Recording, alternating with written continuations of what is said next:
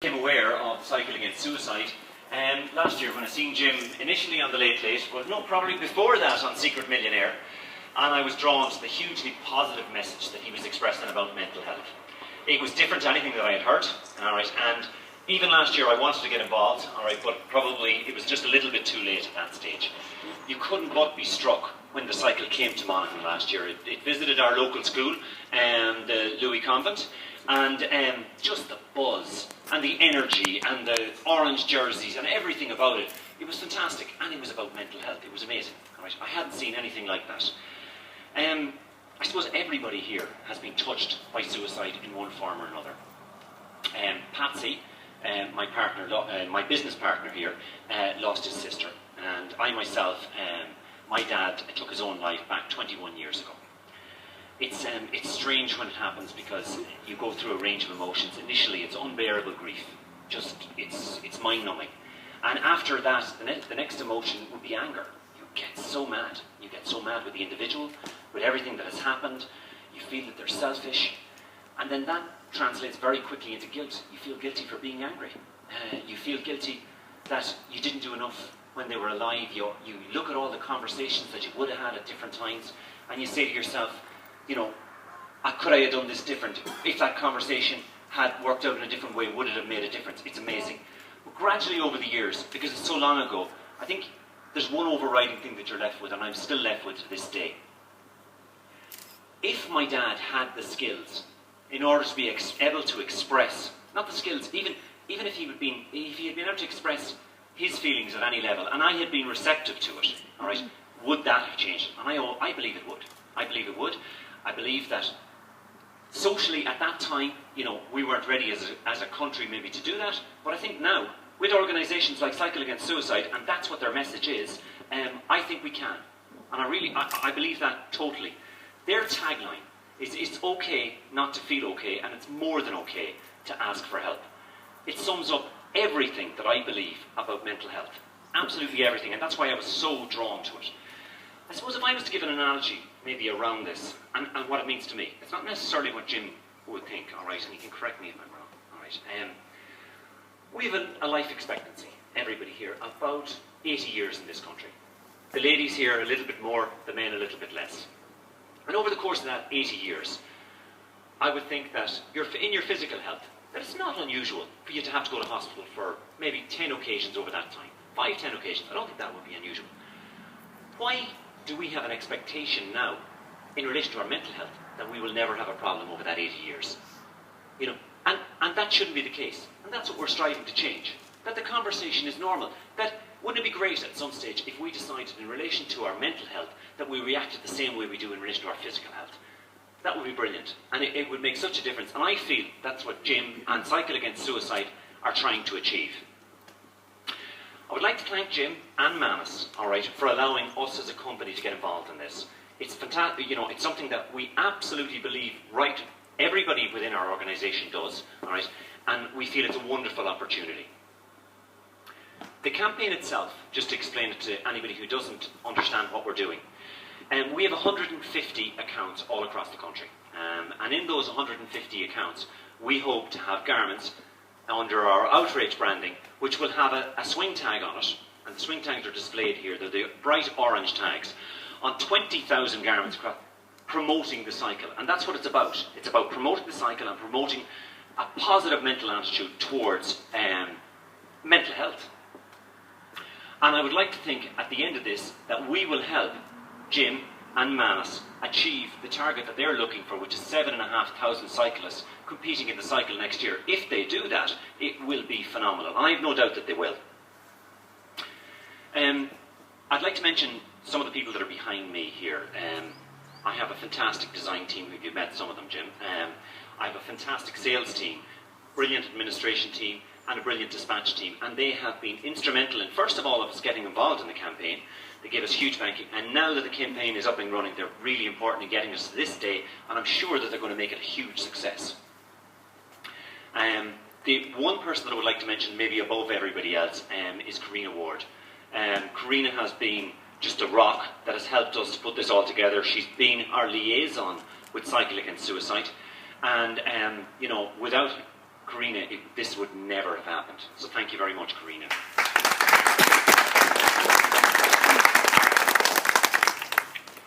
Just finally, before I let Jim speak, all right, what we're doing here, right, is this is symbolic of our first deliveries leaving our warehouse for this whole campaign.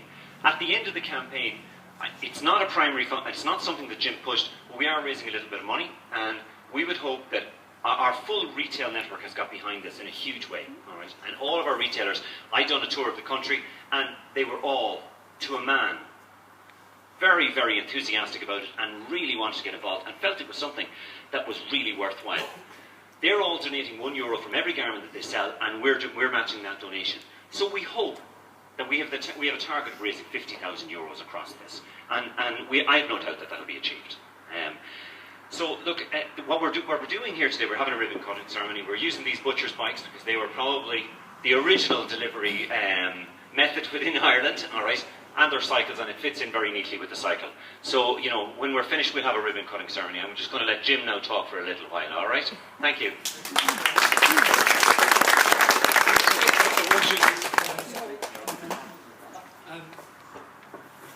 We do this a lot, you know, we talk to people quite a bit, and there's something very powerful about what's just happened. You know, for probably in his late 20s, I'm guessing, maybe early 30s, Mel, I'm talking about. Yeah. Thanks very much. 18, 19. But for one of us, you know, us being Irish, male, probably Catholic-ish, to be able to talk about what Mel has just so beautifully spoken about, it's very, very powerful. I should shut up right now, because that's what Cycle Against Suicide is about. It's about giving us permission to talk about these things that many of us, particularly my vintage and older, will know we weren't supposed to talk about it. We weren't supposed to mention it. We weren't supposed to encourage people that it's okay not to feel okay, and you certainly weren't supposed to encourage people to ask for help. You may have been following the news recently, Asda and one of the other UK outlets had a costume for fancy dress with a mental patient that was supposed to scare everybody away, and thankfully they've realised how wrong that is. But we know, right, that wouldn't have been so wrong 10 years ago, or 15 years ago, 5 years ago. So just if I could, first of all, Mel, thank you very much for what you said just there, and I know you, it's coming from your heart, and beautifully, and I don't know if you quite understand the power of what you have said there, the power that we have. We're a small group here today, but this is it. This is about getting this conversation going. So first of all, thank you so much for what you said and the way you said it.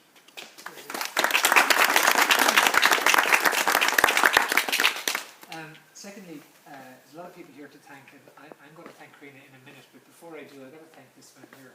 What a wonderful photographer. He's actually managed in this photo here to hide my belly. Look. It took us forever, and it wasn't even Photoshop. He just managed to hide my belly. It's good. Thank you so much. We met last year in one of the schools, and we met again this year down in Dublin. Thank you so much. So to Mel and to his entire team, but most especially to Karina, we are so bowled over by a couple of things about this partnership. One is your energy and the energy of your team. And Karina, you ooze that. You know, Hillary fell in love with you. Now we have John Hogan in love with you. Which is going to be the stronger everlasting love. It's a competition. But the other thing that was great about it was when Mel contacted us first, I loved it because there's no mention of money. It was just about how can we get this message out there? You know, could we do this thing? And Mel was very careful about ensuring that he was cautious that it was going to be about the messaging, getting the messaging right. And then afterwards, as an afterthought, the money came in. And that's the way it should be. It should be about the message. I love the fact that those swing tags are on that clothing, and they'll be bought by young rural males and their mammies, and getting the message out into the community is so powerful.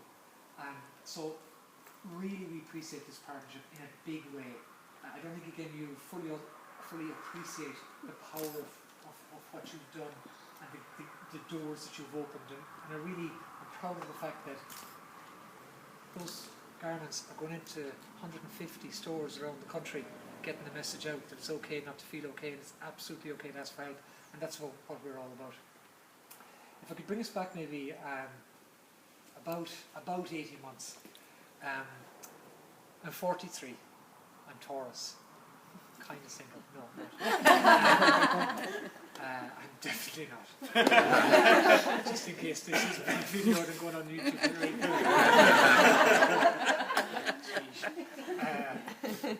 But about 18 months ago, I woke up and I could feel this thing coming on, you know. I don't know what to call it. I didn't know what to call it. Is it a black cloud? Is it a black dog? Is it anxiousness? Is it depression? But I could feel it coming on. And I remember vividly waking up that morning. And you know, stress doesn't bother me, and it wasn't to do with external factors. I just hate Tuesdays. You know, I really hate Tuesdays. And it was probably Tuesday morning. And there's no more sense to it. There's no more logic to it than that. It just comes upon you. But sometimes you can see the signs.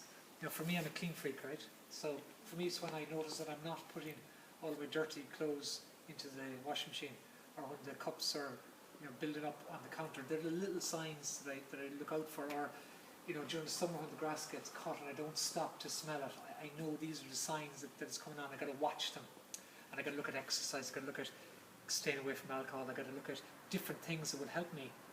But that one morning, it caught me, you know. And I remember having a conversation with it, and I said, you know, today I'm going to fight you. Today I'm going to take you on. And it said back to me, because that's the kind of conversation you're having in your head, really? You're going to take me on? Well, if you're going to take me on, you're going to have to give me a name. And you're going to have to accept and admit that you suffer from me. And Mr. 41-year-old Irish man, you're going to have to ask for help. That ain't going to happen. And I responded back and says, I will. Today I vow I will. And it wasn't like a light switch, it wasn't a fix, and it wasn't that the whole thing got better, you know, immediately, but it did start to get better. And today we were launching in Dublin, and there's a 73-year-old guy, Sean Dorgan, who did the cycle last year. He did almost all 14 days, but he had to go home for 2 days to buy the shopping for his missus and then come back again. And he's a beautiful man. He's an inner city dub, and he's just a great heart of gold. And I remember about the second last day or the third last day of the cycle last year, and Sean saw, so I was getting tired, and you can't show you're getting tired normally, right? You gotta be. But I was getting tired, and there was a big hill in front of me. And whatever way I looked at the hill, Sean says, "It's okay, young fella. Slip in behind me. You can draft me up the hill." And this is a 73-year-old telling me I can draft him up the hill. And I said, "Thank you." And I slipped in behind him, and he brought me up that hill. And I felt great to get up the hill with a little bit of help. But I also felt great that that was me accepting help. And that was me inviting somebody to help me. And that was me saying, you know what, right now I don't feel okay. And that's okay. And it's absolutely okay to ask and accept help. And it's absolutely okay for people to give me that help. And meeting Sean today just brought back that memory. And that's what Cycle Against Suicide is about. It's just that, and it's all of that. It's okay not to feel okay. It's absolutely okay to ask for help. And we've got some strong men here in the background, a lot of these strong men, but particularly strong Gaelic football players. You know, for you guys to be here today is so important. To be getting the message out to your peers, to your age group, you know, that you're standing shoulder to shoulder with us as we break the cycle of suicide in Ireland. That we're saying, yeah, you know what? To our friends, to our colleagues, to our workmates, to our brothers and our sisters, our mothers, our fathers, our sons, our daughters, our nieces, our nephews. It's okay not to feel okay. It's absolutely okay to ask for help. that help is available locally, and together as communities we can make a difference, we can break the cycle of suicide in Ireland. Thank you very, very much.